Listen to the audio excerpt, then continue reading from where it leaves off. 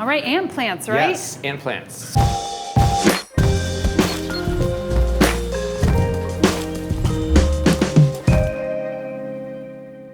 They're myrmecophytes. Woo, I'm just looking at this, how beautiful that is. So that's actually the same species that I showed you earlier in the hallway that we took slices of. Nice. Pop you on them. When it comes to ant plants, it's non-taxonomic, so there are ant plants that can be ferns, that can be trees and stuff like that. But most of our ant plants are in the Rubiaceae family here, so the coffee family. There are two main genera. There's Hynophytum and Myrmecodia. And there's a couple of other ones. So this is Squamularia, that's another genus.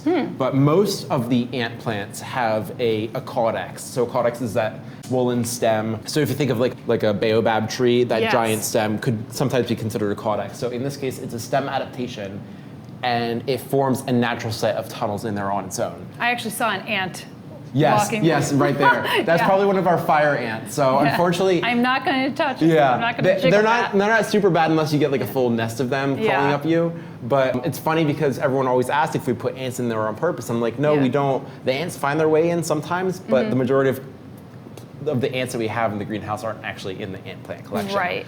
But you'll see on the outside, these are all epiphytic. So that's why we grow them in baskets in like a very mossy, kind of open, loose mix. But they have these little holes on the outside that you can think of them as the doorways into the ants kind of labyrinth mansion sort of thing. Oh my gosh, you're like the real estate agent for basically, ant plant. right? Right? The ants don't make the tunnels. No, The not at all. plants are there. So it's a good example of coevolution. Plants had developed this over time because the plants that did the best were ones that were able to house the ants. Right, and the ants probably protected the plants from, something coming down and eating it. Or whatnot. So the plants offer shelter, and in return, the ants provide protection because you know how like territorial ants are. Right. But they also bring in, they offer a source of nutrients to the plant. So inside there are special glands on the inside of the tunnels that can help absorb some of the salts that come from any like waste from the ants or any like leaf litter or debris that they bring into the plants themselves. Yeah, because if you're an epiphyte, you're really, you're not growing on much, so you want as much as you could get Exactly. to grow. So epiphytes are good because they have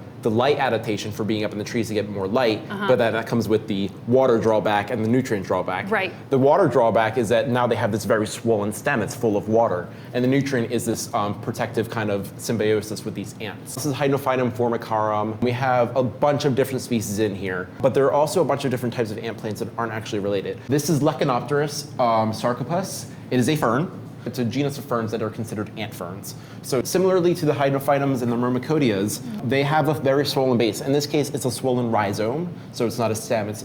Rhizomes are stems. Yeah. But it's not the kind of same thing that we see with other ant plants. So let me bring it down so you can actually see.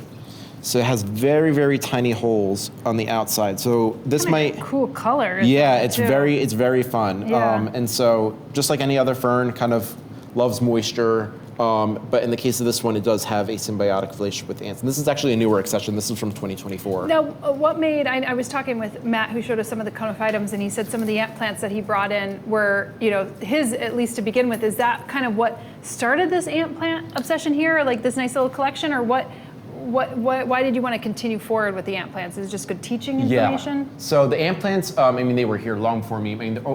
So all of our accessions, they only go back as far as 1985 because that's when the accession information, but those could be here from before then. Yeah. But as far as the ant plants, we have one of the largest collections of ant plants at a public institution. I see, okay. And it's an excellent teaching resource. Yeah. Just showing the diversity of ant plants. So again, like that convergent evolution of symbiotic, like plants that are unrelated now all have these different symbiotic relationships with ants. So there's the symbiosis, there's the convergent evolution, there's the leaf and stem adaptations, there are the root adaptations for epiphytes. It's just an excellent teaching resource. One of my favorites actually, this is Myrmecophytum celebicum. I like it because of that dusty blue flower color. Wow, look at that. That's like a true baby blue. Right, and like, as you know, blue in nature is like... very unusual. Right, and most of the time it's structural blue. Yeah, as a berry, maybe not so much, but like as a flower, it's so hard to get that. And so I like it also because they just look weird. They just, like, the flowers have this backwards hook sometimes. Now, is this part of like what, brings it into the Rubiaceae family? Because a lot of the Rubiaceae have the flowers growing on the stem. Yeah, so to speak. A lot of them kind of have some cauliflory going on. I'm not sure in this case. It could be, because I wouldn't necessarily consider this to be cauliflory just because it's Yeah. not a trunk. Ah, I see. But it is, they do have their axial, rather than apical flowering, they Yeah. do flower axially. You might know Dischidias in the Yes. this Hoya family.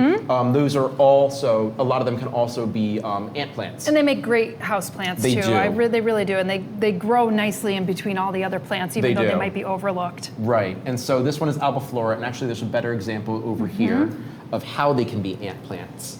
Their leaves kind of form these little cups. And so the roots are underneath, and you can imagine on the side of a piece of bark, they form these little cups. And those cups are what house the roots and also can house ants. So you see when it's not cupping on the wall, it kind of folds up and makes this little taco. Yep. But in the wild, they kind of grow and they form these kind of mats, and the ants can live underneath those cups. Yeah. Hoya imbricata, I think of that one too Yes. as well. So Hoyas and Dischidias can both do a lot of the ant plant stuff. And actually, I'm going to take you over into our Asian tropical room, because that has the Sure. rest of our ant plants and some other fun ones. Oh, cool. This is the largest growing space. It's divided geographically, so we have the African tropics, Asian tropics, and the New World tropics. So currently, this is the Asian tropics room, and the rest of the ant plant collection is over here. In the Apocynaceae family, so in the same family as the Dischidias, this is Dischidia major. And so they have these regular kind of leaves that you might be considering with a Yeah, they start out. Yeah. right. They start out like that, and then eventually they become little urns. And you can see here, I can Wow, kind of, so I can cool kind of looking. collapse it. They're like a hollow. pod, Yeah, they're yeah. hollow, and so it's called the Malayan ern vine. And they form these specialized kind of hollow leaves. You can see how hollow they are. So I can do they eventually squeeze them. mature to that, or do they need to be growing on some kind of substrate in order to mature, get enough amount of light, or what, Yeah, what's it's the weird. story? So the branches that have established onto a substrate tend to make the specialized leaves more often than others. Because like if you think about some of like the rambling aroids, they tend to not put out the mature growth until Right. they actually latch onto something. I've been noticing a similar pattern with the Dischidia major. This is another Hoya imbricata. This is not as showy as like the purple and speckled one, but you'll see again they just kind of form a little cup on the surface of a piece of bark, and then ants can live in there. Actually, you can see way up there. Oh yeah, look at that. Which is why I kind of have a love-hate relationship with this plant, Yeah. because it goes everywhere. And it's annoying because also when I pull it down, I have to wear gloves because all that sap that comes off is really yeah. irritating and toxic. Yeah. But yeah, I find that like it has a kind of dimorphism to it, where it has like regular leaves, and then a lot of the larger leaves, when they're exposed to more light, they'll kind of develop like that. Yeah, well, it's interesting to see the kind of the transition period. Yeah, You know what I mean? it's Where really in really between. funky. Yeah. But over here is the rest of our rubiaceous ant plants. And so some of these are repeats from the other room. But so this is Myrmecodia tuberosa, which is probably one of the more commonly known ones. And they can look ugly, but I Well, think look at how the little offset Right. too. Is that? Can you actually pull that off? yes. So what probably happened is one of these berries, and there was some in the other room. There are berries on the side of the Yeah, I saw trunks. the orange ones. Yeah, and Yeah, sometimes if the fruit doesn't fall off, Yeah. the seeds can germinate on the plant. And so one of them in there actually has a bunch of babies stuck on the plant. I see, So okay. what this was a seed that fell into there, just decided to germinate I in see. there, and it's So kind they're of not wedged really in getting there. offsets. It's just Not seed. really. Okay. They tend not to do offsets as much as they just drop a ton of seeds into the soil, like over here.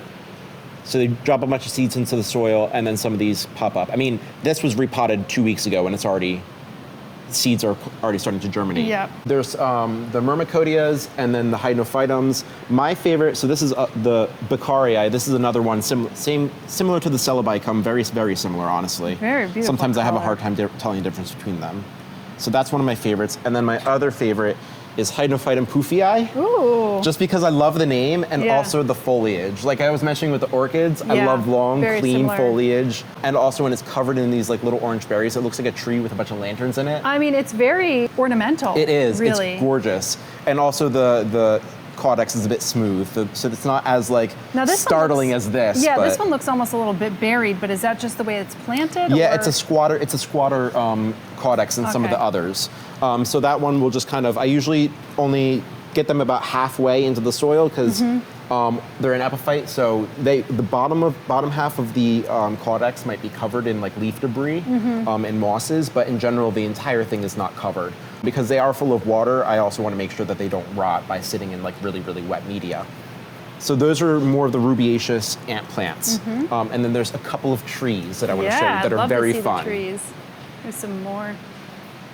So This one right here has a very fun name. That's a neat leaf. I've Yes. seen these in tropical areas Yeah. with this kind of little, what is this called actually when it's in between? I would call it a rachis. So rachis is usually the mid vein that goes between divided leaves or fern fronds. Right. That's called a rachis. But what's fun about this one, so this is called the ice cream bean. I've seen this tree, yeah. This is Inga edulis, so it's in the bean family. They form these really like long ones. I've tried it in Panama. It doesn't quite taste like ice cream, but it is very sweet. But what's fun about this one is if you look really closely at the rachis, these little cups right here are these extra floral nectaries. And so they're little tiny bits of nectar will form these little cups, and the ants will crawl along the stem, drink out of here, take the nectar back to their nest, and it's like really, it's not a very apparent symbiosis with ants. Yeah, it's funny because I grow a lot of Ripsalis, and I noticed that, I don't know if it would be considered glutation or whatever, but they have these really sugary crystals that come out, and I taste it, and it's like sugar crystals. Yeah, it's and I'm cool. like, I imagine an ant or something would like that. Exactly. Even though I wouldn't necessarily consider it an ant plant, I guess, but I was like, somebody's going to be eating these because it's tasty enough for me. you know? Right. Yeah. I mean, there's a lot of other orchids that do that too that aren't necessarily like ant orchids. Yeah. But along their flower spike, they'll just push out a ton of sweet tasting syrup. One, as a way to defend itself, because if you're bringing in ants that also eat other insects, it's a way to kind of get in your own like kind of house cleaners. So this is a really fun ant plant that's not really thought of as an ant plant, but it does have a fun symbiosis. And then the really spiky ones are over here. Wow. Called bullthorn acacias. Oof, you would And not want to be. No, Is this the ones that like the giraffes like try to eat and then I don't know. Maybe. These are Central American, so I doubt it's giraffes. Oh no, definitely not. Then. But these things are nasty. So there's a bit of Wow. white kind of cast on here just because we used whitewash on the roofs recently. Yeah. So there are a couple of different things. These thorns, it's called the bullthorn acacia, but it's actually in the genus Vichelia. It is still in the same group of fabaceous plants, so they still get those pom-pom flowers as acacias do. But these thorns are hollow, so these are domatia for the ants. Are they hollow when they're green, or do they become hollow? I'm not sure. I've never been brave enough to venture to open one up just because they are so painful. Where do the ants get in though? I think they form. That's a good question. Sometimes there can be little holes. I imagine it's there. The older ones are a lot more colonized because there might be a little hole that opens up somewhere. But the other fun thing are these little tiny yellow pips at the end of the leaves. Look at those. And these are actually a lipid source for ants. So this is kind of a do-it-all plant. So it's got protein and then it's got a housing unit. It's got house, it got food. Yeah. The plant is also doing its own defense. So like with these thorns, so it's kind of like the ants defend it and the home defense. It's like you got like a robot house basically of like defending itself. Look at the small one too. Yeah. So they bush a lot at the base, and there's a couple of different species that we have here. But Vichelia cornigua is the one that has like the largest, most prominent thorns. This may be the first I've seen of this plant, which is super cool to see. It's cool. They're slower growing, I find, at least to get like a nice size thing. They'll bush up nicely. Like I pruned these recently, and they bush up really nicely. But to get like a really good, robust tree takes a while. Yeah. But like you can see, this one got pollinated, and you can see its resemblance to the bean family. Yes, and there's a little ant crawling on that one too. Yes, and so there it is. I'm trying to follow it around. There it is. And so they'll do their thing on these plants. And so I find ant plants to be really fun. For an educational perspective, they offer a lot for students to learn about. Yeah. Especially tropical plants. So we have a conservatory that there might be symbiotic relationships out in the wild. It might be more hard to find in a temperate region. In a tropical environment, we are able to grow these plants and teach these students about something that they wouldn't see anywhere else. Yeah, and these are really apparent, many of the ones that you've shared, and except for maybe the extra flora nectaries that we saw in the ice cream bean plant, but like the ones where you have those big super highways that you see, all those little chambers, to actually see what the chambers look like in the inside, it's pretty neat. They're so cool. They're such weird plants, and that's one of the things I love about being a horticulturist. Is that like I get to work with like these really weird kind of funky plants that like you wouldn't really see other places, which just like really makes me excited about what I do here at work. And so like plants like the bullthorn acacia and all the hypnophytums and even the lechinopterus. I used to not be a fern person, but those lechinopterus, they're just like really, really cool. Sometimes you just need one plant to be the shoe-in. Exactly. Yeah, And like it sounds like with you were with the orchids and maybe the ferns. But, yeah. Well, thank you so much. Yeah, This is of a really, course.